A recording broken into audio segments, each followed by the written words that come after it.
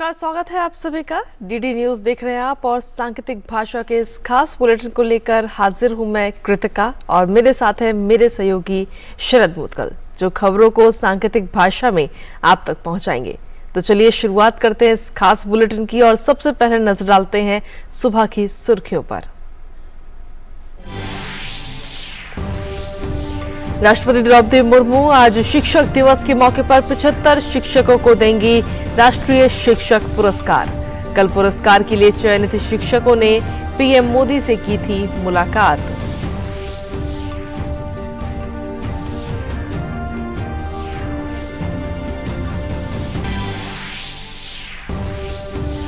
G20 शिखर सम्मेलन के दौरान भारत में ग्रीन हाइड्रोजन पायलट सम्मेलन का नई दिल्ली में आयोजन आज। सार्वजनिक और निजी कंपनियों के ग्रीन हाइड्रोजन पायलट को किया जाएगा प्रदर्शित।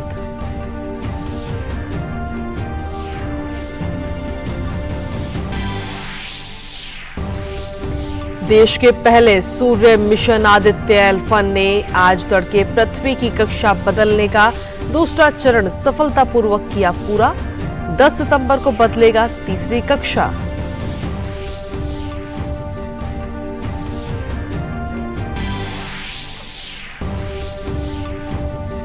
छह राज्यों की 7 विधानसभा सीटों पर उपचुनाव आज। त्रिपुरा की 2 सीटों पर और उत्तर प्रदेश, बंगाल, केरल, झारखंड और उत्तराखंड की एक-एक सीट पर मतदान शुरू।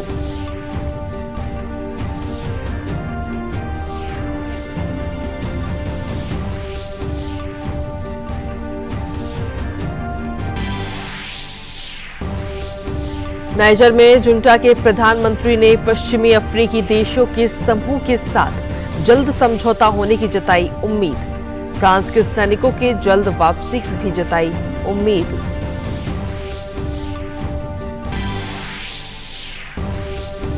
और एशिया कप क्रिकेट के सुपर 4 में पहुंचा भारत। कल बारिश से बाधित मैच में नेपाल को दी 10 विकेट से शिकस्त। श्रीलंका और अफगानिस्तान का मुकाबला आज।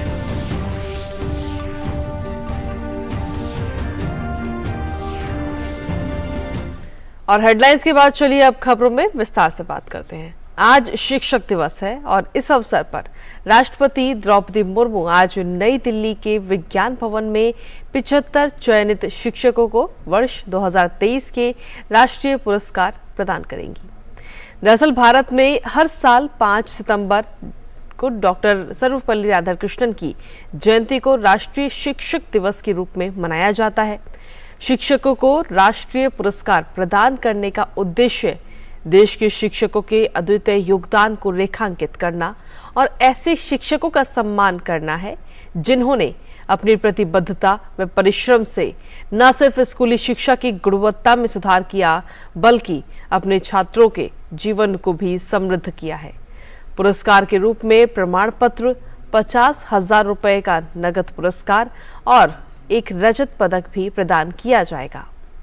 शिक्षक दिवस के इस अवसर पर शिक्षा मंत्रालय का स्कूली शिक्षा और साक्षरता विभाग हर साल 5 सितंबर को एक राष्ट्रीय समारोह का भी आयोजन करता है, जिसमें एक पारदर्शी चयन प्रक्रिया के माध्यम से चुने गए देश के सर्वश्रेष्ठ शिक्षकों को राष्ट्रीय पुरस्कार प्रदान किए जाते हैं।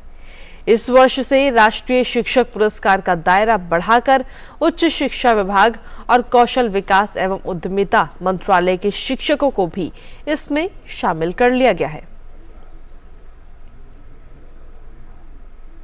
वहीं शिक्षक दिवस की पूर्व संध्या पर प्रधानमंत्री नरेंद्र मोदी ने राष्ट्रीय शिक्षक पुरस्कार 2023 के विजेताओं के साथ बातचीत की। इस बातचीत में 75 पुरस्कार विजेताओं ने हिस्सा लिया। प्रधानमंत्री ने देश की युवा दिमागों को विकसित करने में शिक्षकों के प्रयासों की सराहना की। उन्होंने बच्चों को जमीनी स्तर पर उपलब्धि हासिल करने वालों की सफलता के बारे में शिक्षित करके प्रेरित करने के महत्व पर जोर दिया है। प्रधानमंत्री ने शिक्षकों से छात्रों को अपने क्षेत्र के इतिहास और संस्कृति के बारे में जानने के लिए प्रेरित करने का भी आग्रह किया है।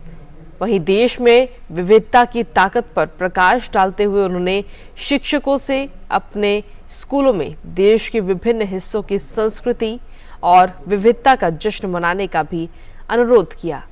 वहीं चंद्रयान 3 की सफलता पर चर्चा करते हुए प्रधानमंत्री ने विज्ञान और प्रौद्योगिकी के बारे में छात्रों में जिज्ञासा को प्रोत्साहित करने के महत्व को भी रेखांकित किया। और खबरों का सिलसिला लगातार जारी है, लेकिन वक्त एक छोटे से ब्रेक का है। आप बने रहिए हमारे साथ।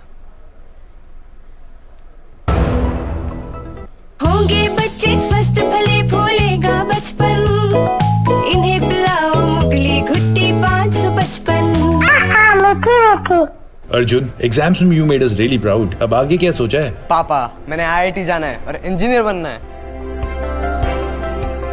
Think IIT, think विद्या मंदिर।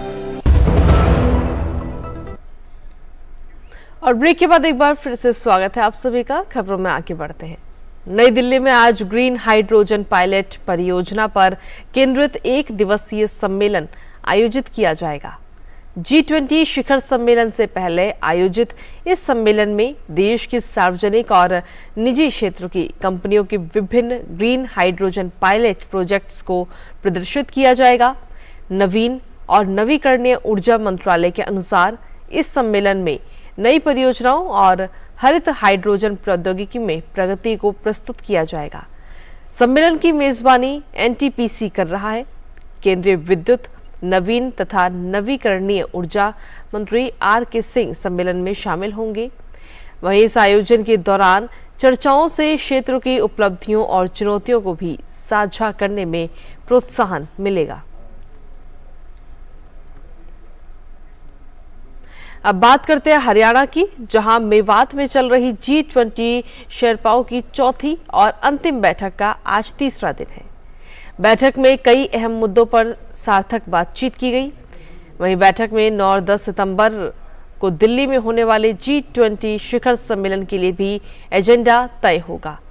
इस बैठक में सभी देशों के शेरपा के साथ ही विभिन्न विषयों से संबंधित प्रतिनिधि भी शामिल हैं। साथ ही बैठक के इतर विदेशी मेहमान मेवाती संस्कृति से भी रूबरू हुए।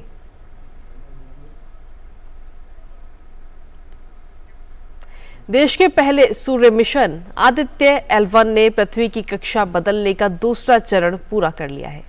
आज सुबह 2:45 बजे इसे अंजाम दिया गया, जहां इसरो ने बताया कि बेंगलुरु स्थित स्ट्रैक सेंटर से इस कक्षा को बदलने का काम सफलतापूर्वक किया गया। इस ऑपरेशन के दौरान मॉरिशस, बेंगलुरु और पोर्ट ब्लेयर में ISTRAC/इसरो के ग्राउंड स्टेशनों ने उपग्रह को ट्रैक किया गया। आदित्य L1 अब पृथ्वी की नई कक्षा 282 किलोमीटर इंटू 40225 किलोमीटर में चला गया है। तीसरी कक्षा बदलने का अगला अभ्यास 10 सितंबर 2023 को सुबह करीब 2:30 बजे किया जाएगा। इससे पहले 3 सितंबर को आदित्य L1 ने सफलतापूर्वक कक्षा बदली थी और उसे पृथ्वी की कक्षा में स्थापित किया गया था। आदित्य L1 पृथ्वी की कक्षा में 16 दिन बिताएगा और इस दौरान 5 बार इसकी कक्षा बदलने के लिए अर्थबाउंड फायरिंग की जाएगी। 110 दिनों की यात्रा के बाद आदित्य L1 लैग्रेंजियन 1 पॉइंट पर पहुंचेगा और वहीं लैंग्वेज 1 पॉइंट पहुंचने के बाद आदित्य L1 में एक और मैन्यूअर किया जाएगा, जिसकी मदद से आदित्य L1 को L1 पॉइंट के हेलो ऑर्बिट में स्थापित किया जाएगा और यहीं से आदित्य L1 करेगा सूर्य का अध्ययन।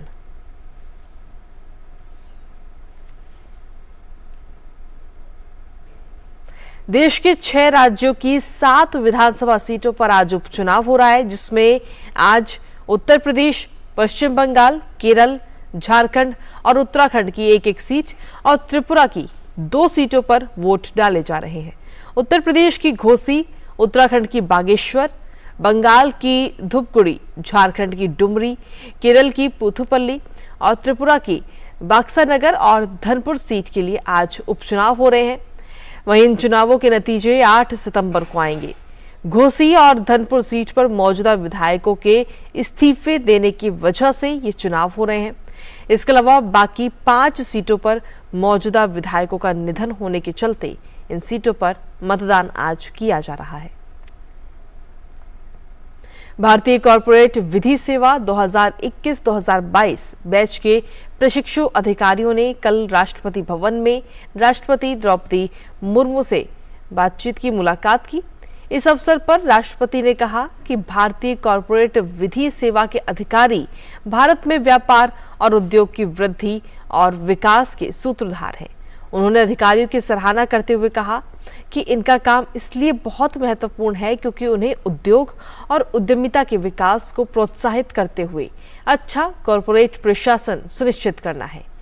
साथ ही राष्ट्रपति ने कहा कि अच्छा कॉरपोरेट प्रशासन आज बहुत प्रासंगिक और महत्वपूर्ण है और ये सुनिश्चित करना कॉरपोरेट विधि सेवा अधिकारियों का कर्तव्य बनता है कि वो कंपनियों के प्रबंधन, शेयर धारकों और अन्य हितधारकों के हित में काम करें।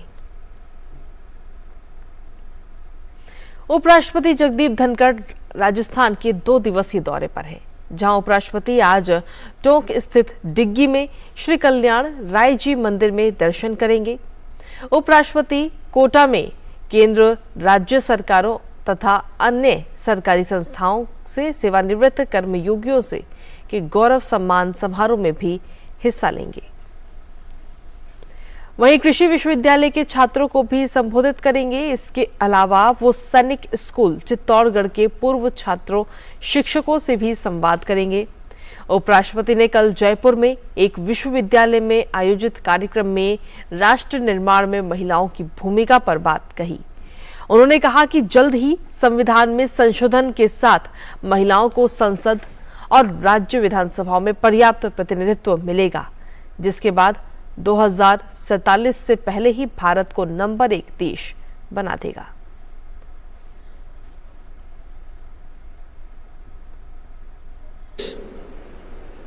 Unless you contribute, the world cannot be a place of happiness, satisfaction and growth unless you contribute. 2019 का लोकसभा चुनाव अपने आप में एक कीर्तिमान बताता है।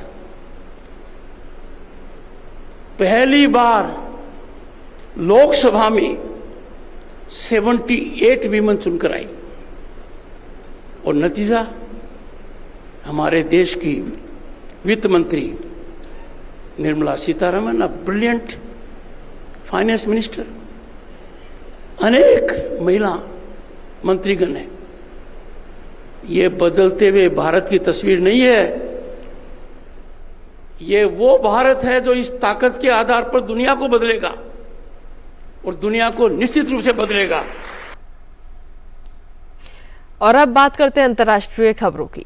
नाइजर के प्रधानमंत्री अली महामाने लामिन जीन ने कहा कि पश्चिम अफ्रीकी देशों के समूह से बातचीत जारी है और उन्होंने उम्मीद जताई कि फ्रांसीसी सैनिक जल्द ही नाइजर से वापस जाना शुरू कर देंगे। नाइजर के सैन्य शासन ने कल से देश के हवाई क्षेत्र को सभी वाणिज्यिक उड़ानों के लिए फिर से खोल दिया है। इसे 6 अगस्त को तख्तापलट के बाद बंद कर दिया गया था। नियामी के फ्रांसीसी सैन्य अड्डे पर फ्रांस के सैनिकों की वापसी की मांग को लेकर 3 दिनों से विरोध प्रदर्शन जारी है। वहीं रूस के राष्ट्रपति व्लादिमीर पुतिन ने साफ किया कि वो काला सागर अनाज समझौते पर फिर से तभी विचार करेंगे जब तक समझौते से संबंधित सभी मुद्दों को पूरा किया जाएगा। पुतिन का बयान तुर्की के राष्ट्रपति रजब अर्दोआन से मिलने के बाद आया। रूस जुलाई में अनाज समझौते से हट गया था और साथ ही उन्होंने कहा कि रूस से तुर्की तक के गैस पाइपलाइन पर लगातार हमला किया जा रहा है। साथ ही पुतिन ने साफ किया कि अनाज समझौते के गलियारे का सैन्य उद्देश्य के लिए उपयोग नहीं किया जाना चाहिए।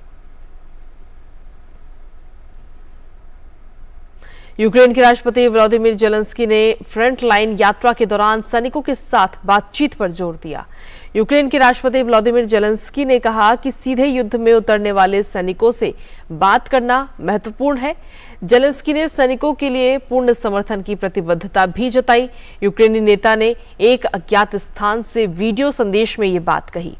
ये दौरा तब हुआ जब यूक्रेन ने कहा कि उसके सैनिकों ने पूर्वी मोर्चे पर अधिक क्षेत्र हासिल कर लिया है और रूसी सेनाओं के खिलाफ जवाबी कार्रवाई में दक्षिण की ओर आगे बढ़ रहे हैं। और इसी के साथ फिलहाल सांकेतिक भाषा की इस खास बुलेटिन में आज मेरे साथ इतना ही। मुझे, मेरे सहयोगी शरद और हमारी पूरी टीम को दीजिए इजाजत। नमस्कार।